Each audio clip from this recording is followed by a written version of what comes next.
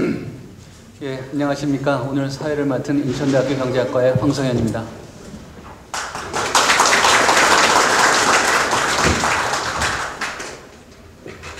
예, 아시다시피 오늘 토론의 주제는 분수경제론입니다. 분수경제론은 한마디로 정의한다면 이 성장의 원천을 중소기업과 서민, 중상층에 두는 경제라고 정의할 수 있는 것 같습니다. 오늘 토론회의 목적은 이 분수 경제론을 널리 알리고 그 내용을 보완해서 발전시키는 그런 토론의 장으로 만드는 것입니다. 앞으로 오늘 토론에서 아주 생산적인 토론이 돼서 이 분수 경제론 중심의 정책 대안을 만들어가는 그런 토론의 장이 되기를 기대하겠습니다.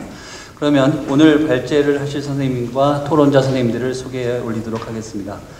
오늘 발제자는 고려대학교의 최윤재 교수님이십니다.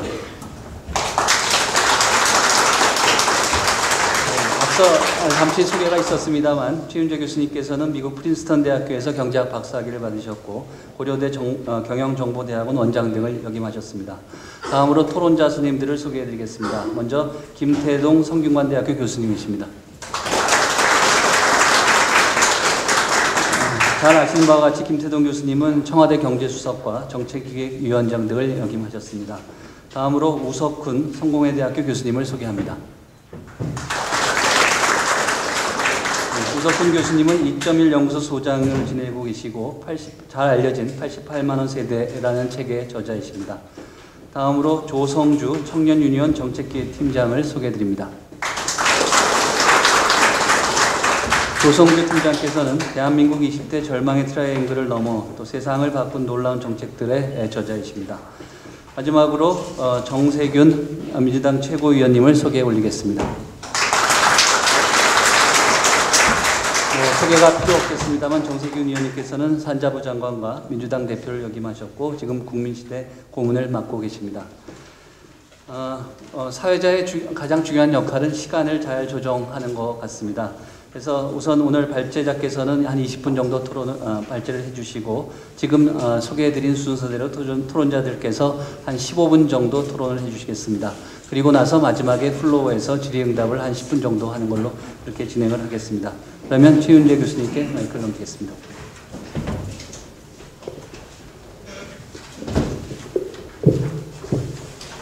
예, 이렇게 바쁘신 여러분들을 모시고 또 이렇게 경제에 대해서 잘 아시는 여러 전문가 선생님들을 모시고 오늘 발표를 하게 돼서 영광으로 생각을 합니다.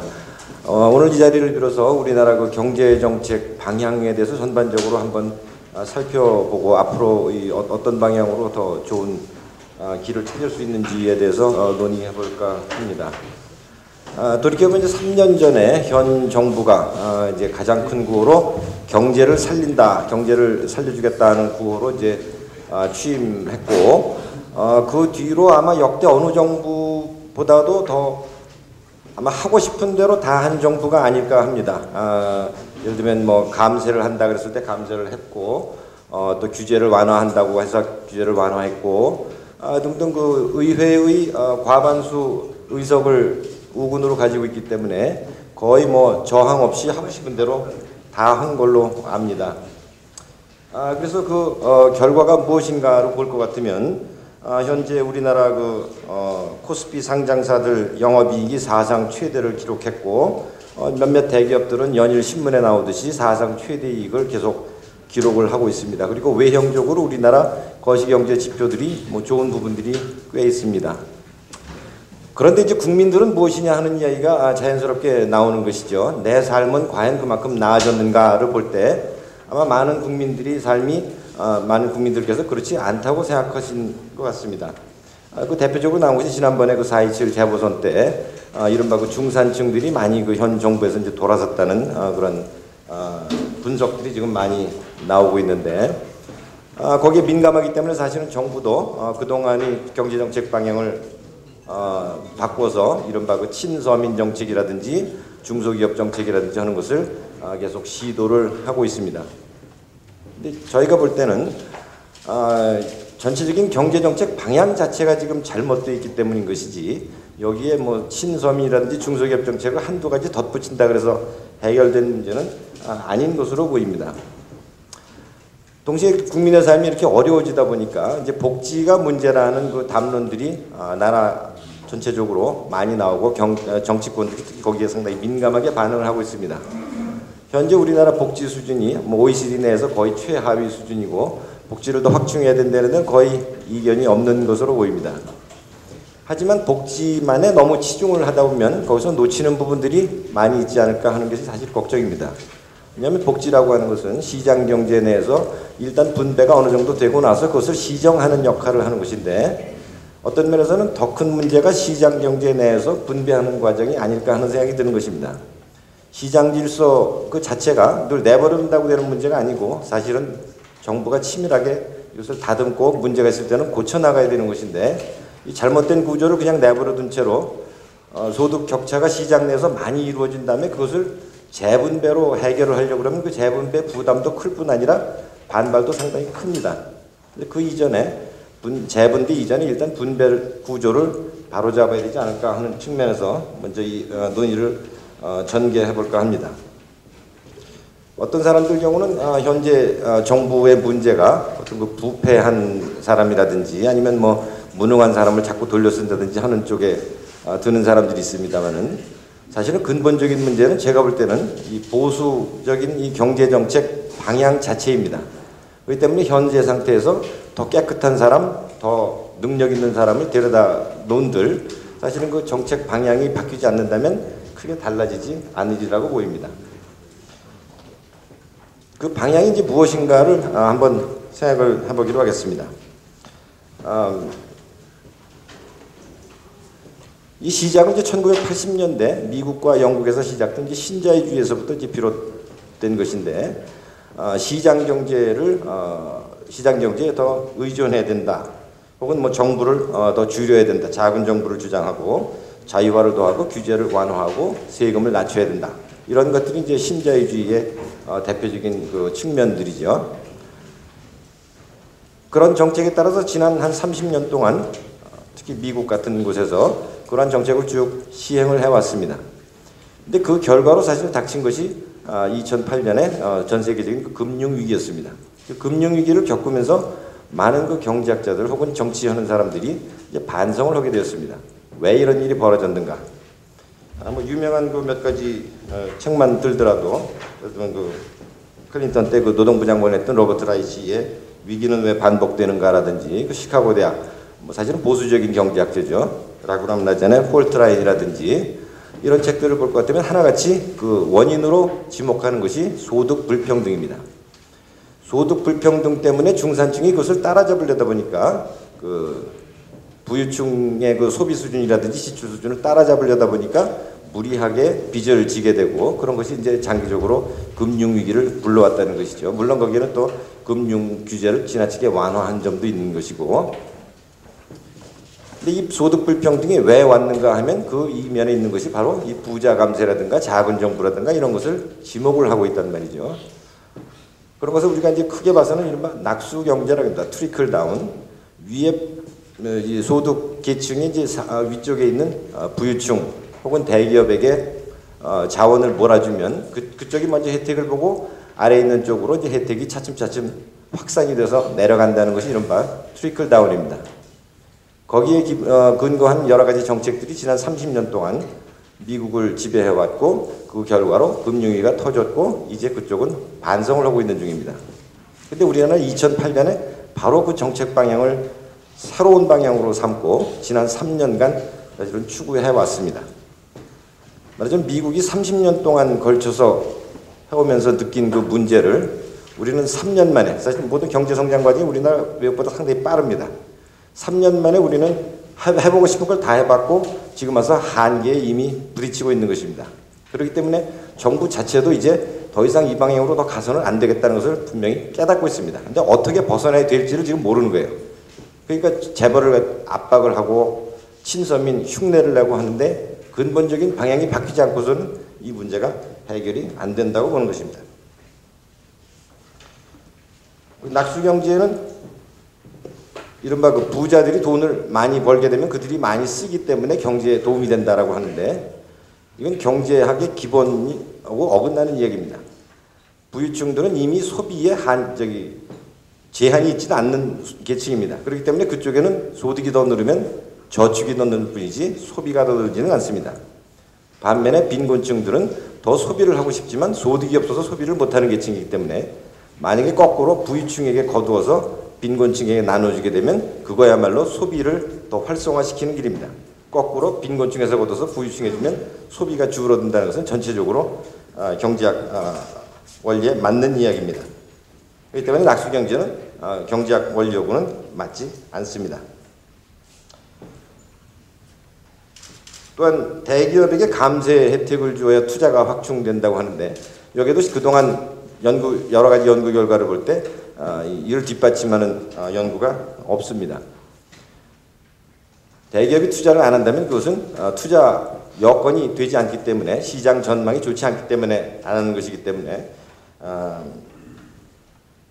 감세를 해서 투자가 된다고 우리가 보기가 어렵다는 것이죠. 이런 까닭으로 인해서 이제 이 낙수경제라는 것의 한계를 우리가 느껴야 되는 것이고 그 반대로 우리가 내세우고자 하는 것이 이른바 그 분수경제입니다. 영어로 얘기하면 이제 바텀업 이코노미스죠. 성장의 원동력을 부유층과 대기업에서 찾을 것이 아니라 아래쪽 이른바 그 중산층, 서민층, 그다음에 중소기업 쪽에서 찾아야 된다고 하는 것입니다.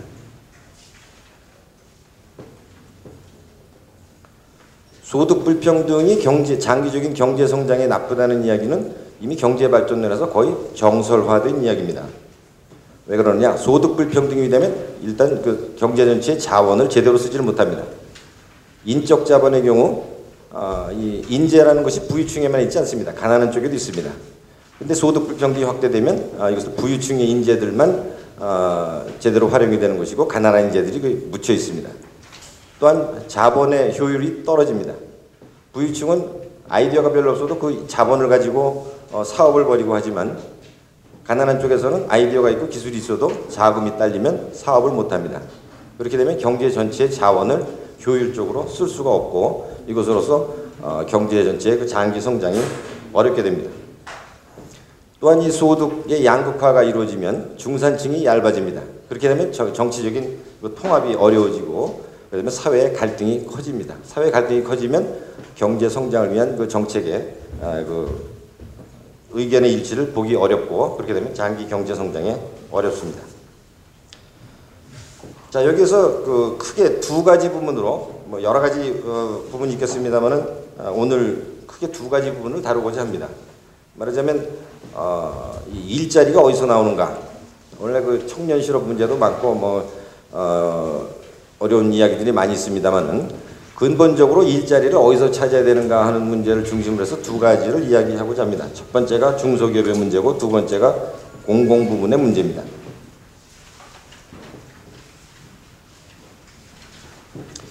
우리나라 전체 현재 그 취업자가 한 2,300만 정도 됩니다. 그 중에서 기업체에 종사하는 사람이 한 1,300만 정도 되는데 그 중에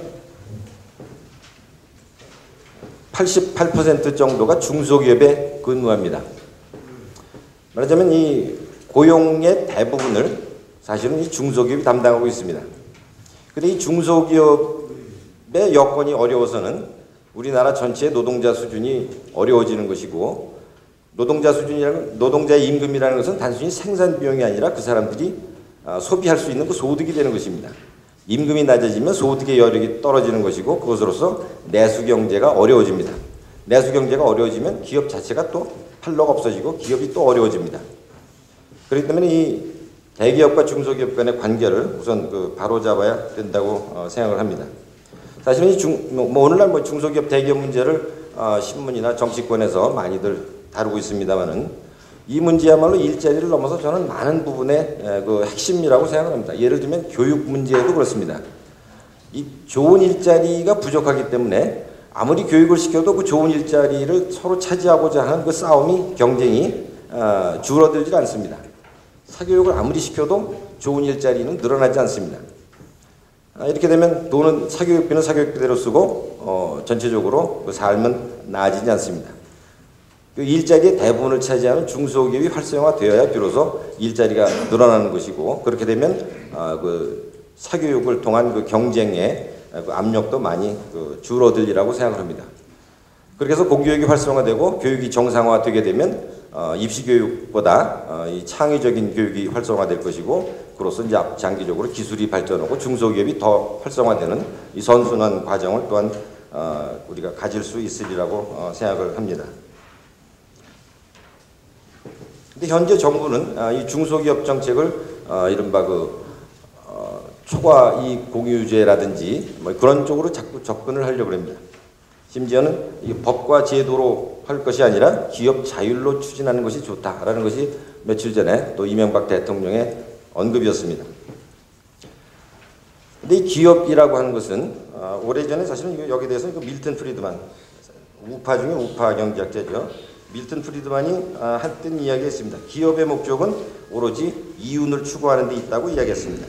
어떤 사람들은 그것을 보고 기업이 이윤만 하면 되고 나머지 아무 책임이 없고 별짓을 다 해도 된다라고 생각하는데, 사실 그때 밀턴 프리드만의 이야기를 다시 돌이켜보게 될 것 같으면 그렇게 이윤만 아는 기업에게 사회적 책임 운운하는 것은 비현실적인 이야기고, 사회적 책임을 지우려면 그것은 어디까지나 정부가 법과 제도를 마련해서 따르지 않으면 안 되게끔 만들어라 하는 게 사실은 밀턴 프리드만의 원래 이야기였습니다. 그렇기 때문에 이 기업들에게 알아서 해라, 이것은 사실 기대하기 어려운 것입니다.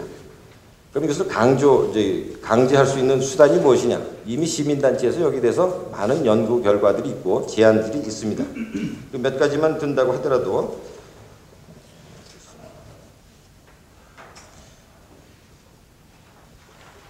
네, 현재 중소기업들의 대기업에 대해서 집단적인 집단 교섭이나 집단 문제 제기를 할 수 있도록 허용을 해주자든지, 아니면 손해배 3배 손해배상제를 더 확대를 한다든지 하는 여러 가지 제안들을 앞으로 도입해야 되리라고 생각을 합니다.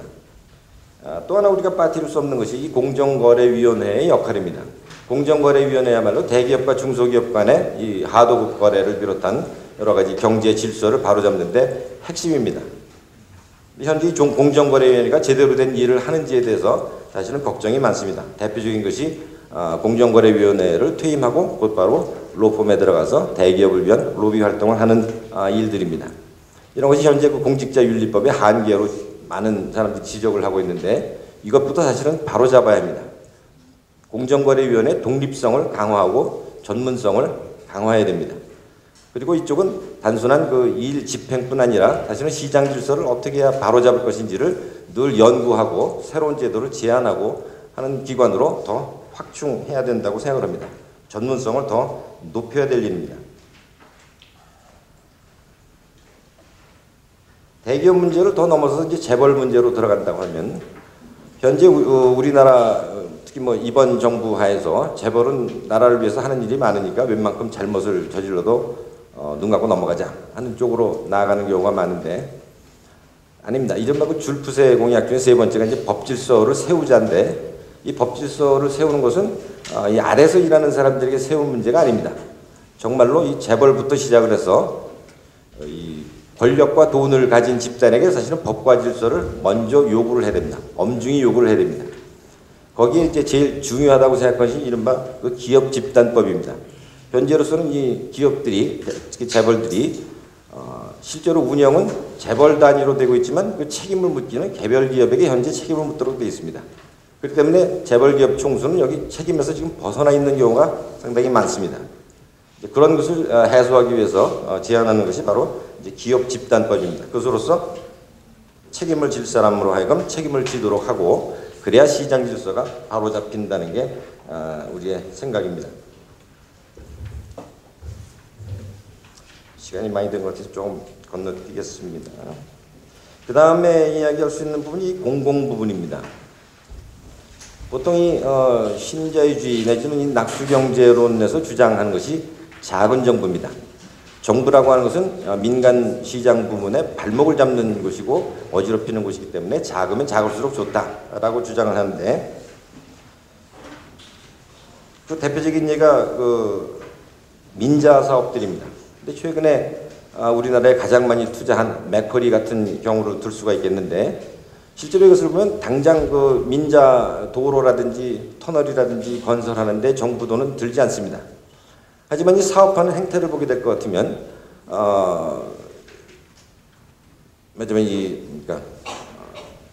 정부로부터 이제 지원을 받고 또 싼 이자의 융자를 받고 실제로 이 기업이 제공하는 돈은 한 전체 20% 정도 된다 그러고, 일단 건설이 된다 하면은 이 통행료라든지 이런 것을 올립니다. 올리게 되면 이 통행량이 작아집니다. 통행량이 작아지면 그만큼 유지 보수의 부담이 일단 적고, 그 다음에 정부와 계약이 되어 있는 것이 뭐냐면 교통 수요가 예상보다 작다고 하면 그 차익을 정부가 보전하게 되어 있습니다.